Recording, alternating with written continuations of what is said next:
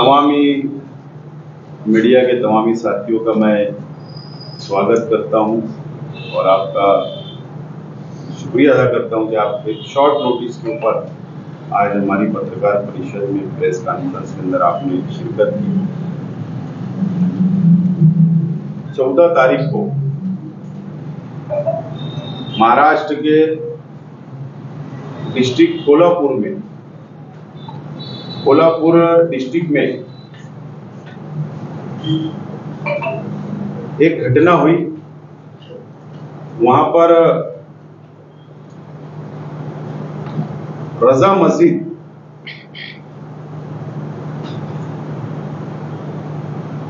फिरका परस्तों ने गजापुर में, बात ध्यान रखो आप, विशालगढ़ एक किला है और विशालगढ़ के ऊपर एक दरगाह है, लेकिन जहां पर मस्जिद है, जहां मस्जिद को शहीद करने की कोशिश की गई, कई हिस्सा शहीद भी किया गया, कुरान शरीफ की बेहुरमती की गई। ये गजापुर एक गांव है जो विशालगढ़ से तकरीबन 3 किलोमीटर दूरी पर है। मैं सबसे पहले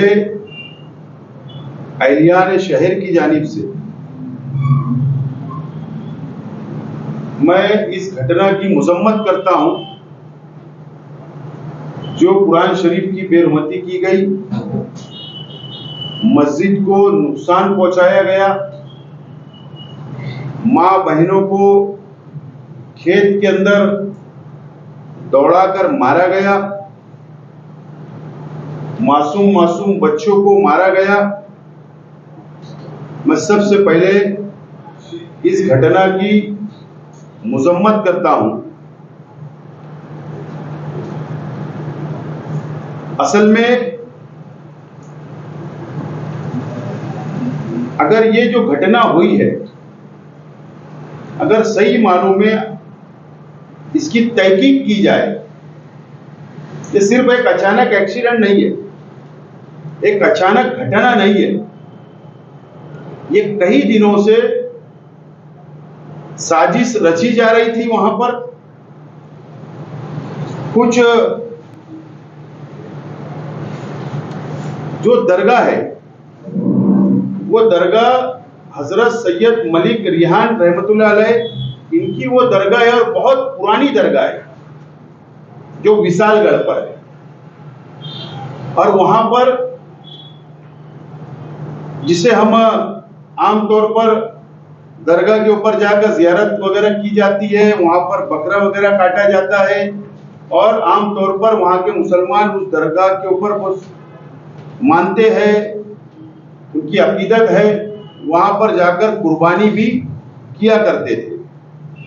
ये मामला मुंबई हाईकोर्ट के अंदर गया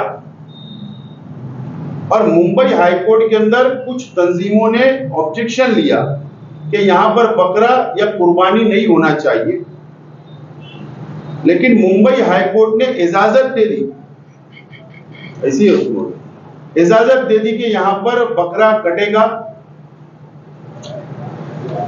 और उसके बाद हाईकोर्ट के ऑर्डर होने के बावजूद भी वहां पर यह वातावरण को गरमाने की कोशिश की गई। जहां पर दरगाह विशालगढ़ में, वहां पर कई पुराने मकानात भी है, तकरीबन 150 से ज्यादा वहां पर प्रॉपर्टी है जो मुसलमानों की है और 8-10 प्रॉपर्टी यानी प्लॉट वगैरह के ऊपर लिटिगेशन चल रहा है, यानी ये मैटर जो है हाई कोर्ट के अंदर पेंडिंग है। और वहां पर इसको अतिक्रमण का नाम लेकर, क्या अतिक्रमण किया गया, बल्कि अगर आप उसकी तारीख देखेंगे, जो मेरे पास मालूमात, मैंने वहां से कुछ जानकारी ली, हासिल की और जो मालूमात मेरे पास है, ये बहुत पुरानी प्रॉपर्टी मुसलमानों की और वहां पर प्रॉपर्टी कुछ लिटिगेशन, कुछ तनाजा है, वो हाईकोर्ट के अंदर चल रहा है, वो जैसे कि वैसे परिस्थिति पे है। लेकिन वहां का विशालगढ़ जो एक तारीखी जगह है, किला है। वहां पर शिवाजी महाराज, छत्रपति शिवाजी महाराज, उनका ऐतिहासिक मुकाम भी है और उनके उस वक्त के कई ऐतिहासिक मुकामात है, लेकिन वहां दरगाह भी है। अब उसको बहाना बना करके ये अतिक्रमण किया जा रहा है, दरगाह के ऊपर मस्जिद बनाई जा रही है, अतिक्रमण किया जा रहा है, ऐसा एक तनाज़ा पैदा किया गया। और ये हाईकोर्ट का जो ऑर्डर आया बकरा वहां काटने का, कुर्बानी करने का, ये तमाम ही बातों को एक किया गया, एकत्र किया गया और उसके बाद ये ऐलान किया गया। ऐलान ये किया गया कि हाईकोर्ट के ऑर्डर से या न्यायप्रविष्ट चीज को डर बताकर कुछ फिरकापरस्त तंजीमों ने, कार्यकर्ताओं ने, कुछ नेताओं के इशारे पर यह बताया गया, हमारे पास उसकी इलेक्ट्रॉनिक मीडिया की वीडियो भी मौजूद है, कि हमको वहां जाने से कोई रोक नहीं सकता। और एक व्यक्ति है जो उसने अलग अलग तरीके की पोस्ट किया, खतरनाक पोस्ट किया है कि बाबरी 14 तारीख फिर एक बाबरी, इस तरीके की खतरनाक पोस्ट वायरल की गई। उस व्यक्ति का नाम है, जो व्यक्ति ने अपने सोशल मीडिया अकाउंट से, सोशल मीडिया फेसबुक पर, उस व्यक्ति का नाम है रवि पडवरकर, रवि दादा पडवरकर नामी वो शख्स है। उसकी भी कुछ वीडियोस है जो वो उकसा रहे वहां के लोगों को। और मैं साफ तौर पर, मुझे जाती तौर पर किसी से कोई तनाजा नहीं है, कोई समाज से, कोई धर्म से कोई मुझे शिकायत नहीं है, लेकिन शिकायत इस बात की है कि वहां पर जो कोल्हापुर के मेंबर ऑफ पार्लियामेंट साहू जी महाराज, जो अभी चुनकर आए कांग्रेस पार्टी से, उनके फर्जंद उनका नाम है संभाजी राजे छत्रपति, जो एक्स मेंबर ऑफ पार्लियामेंट है और वो बीजेपी के कोटे से पिछले टर्मों में राज्यसभा के मेंबर रहे। वो भाषण किया उन्होंने कि हमको वहां जाने से कोई ताकत नहीं रोक सकती, और उकसाया गया और फला दिन फला तारीख को आपको वहां जमा होना है। और फिर ये गजापुर वहां से 3 किलोमीटर दूर है, वो शहर के अंदर जमा हुए और प्रशासन ने उनको रोका, वहां के मॉब को रोका कि आप वहां नहीं जा सकते, हाईकोर्ट ने उनको इजाजत दी है।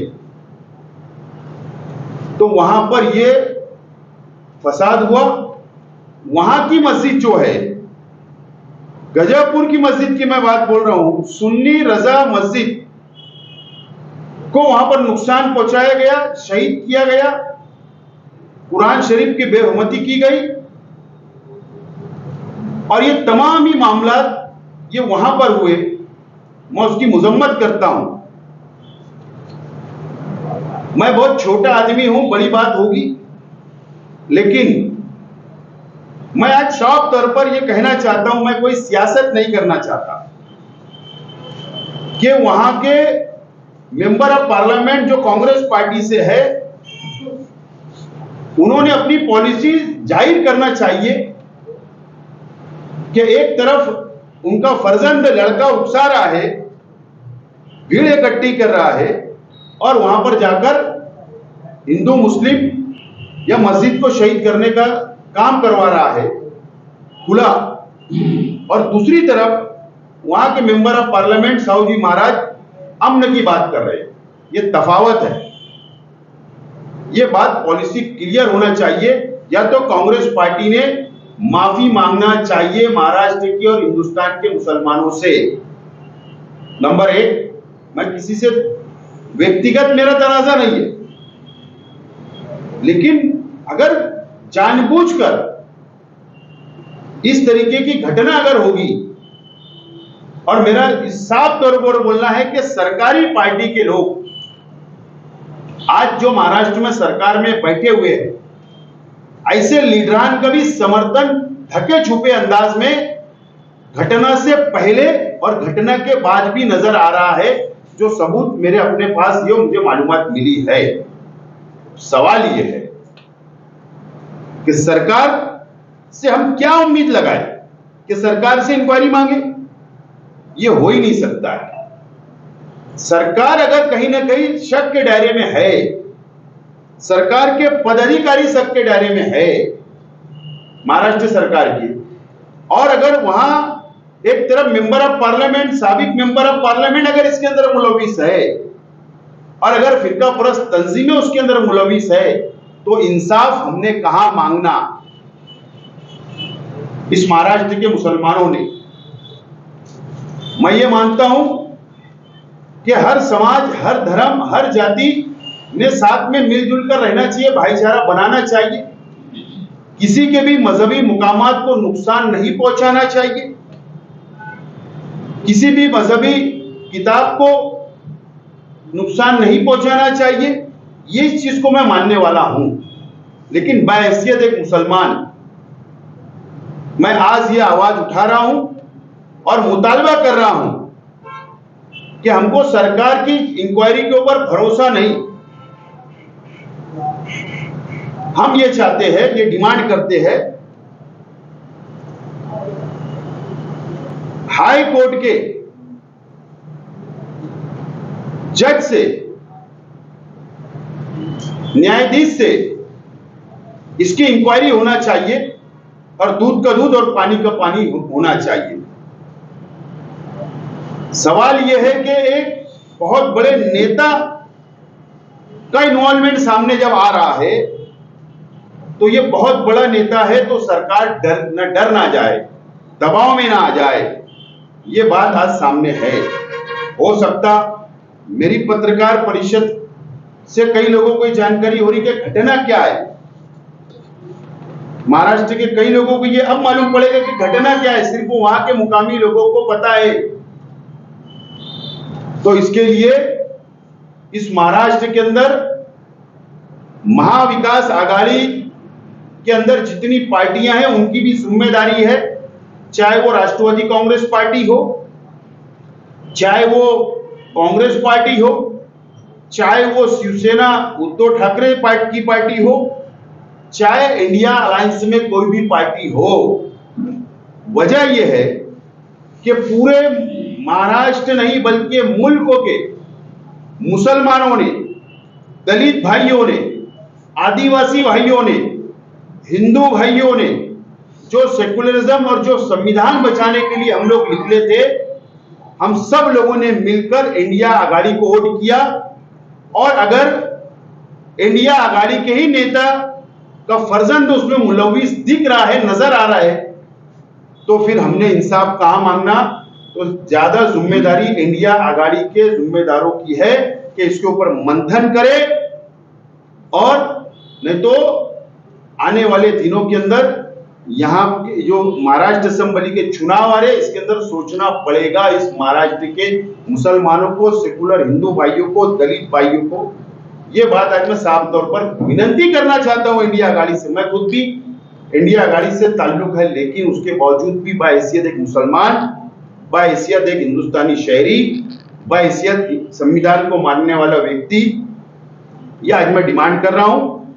और मैं राष्ट्रपति महोदय को, महाराष्ट्र के गवर्नर जो संवैधानिक पद के ऊपर बैठे हैं, मैं उनसे डिमांड करूंगा कि हाईकोर्ट के सिटिंग जज से, मैं रिटायर्ड जज नहीं बोल रहा हूं, सिटिंग जज से उस घटना की इंक्वायरी होना चाहिए, और इस महाराष्ट्र के जनता को इंसाफ मिलना चाहिए। इसीलिए आज की ये पत्रकार परिषद हम लोगों ने लिया है। कोई दूसरा कुछ काम नहीं है, सिर्फ सवेरे उठना और मुसलमानों के खिलाफ में जहर उगलने का काम करता है वो व्यक्ति। मैंने कहा कि वहां विशालगढ़ का जो किला है और जो वहां पर दरगाह है और जो वहां प्लॉट है, जमीन है, वो कई 100 साल पुरानी मुसलमानों की प्रॉपर्टी है। 7 या 8 प्लाट के ऊपर तनाजा चल रहा है। इससे मेरी जानकारी हो सकता है गलत भी हो। ये न्याय प्रविष्ट है, कोर्ट के अंदर मैटर है, पहले उसको जानकारी ले लेना चाहिए। और महाराष्ट्र के अंदर जब असेंबली के इलेक्शन करीब है, तो इस तरीके की जहर उगलने का काम होगा, इस तरीके का तनाव पैदा करने का काम होगा।